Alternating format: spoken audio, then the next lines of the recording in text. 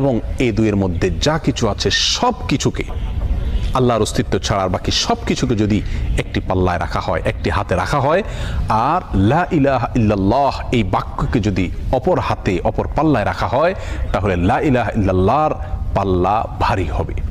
এত ওয়েটফুল এই আমল, এত ওজনী এই আমল, এই জিকির। অর্থাৎ আল্লাহ সুবহানাহু ওয়া তাআলা মুসা আলাইহিস সালামকে যে বার্তা দিলেন সেটি হলো লা ইলাহা ইল্লাল্লাহর চাইতে ওজনী, এর চাইতে ওয়েটফুল, এর চাইতে ভারী, এর চাইতে শ্রেষ্ঠ, এর চাইতে মর্যাদাপূর্ণ কোনো জিকির আল্লাহর জমিনে আর নাই।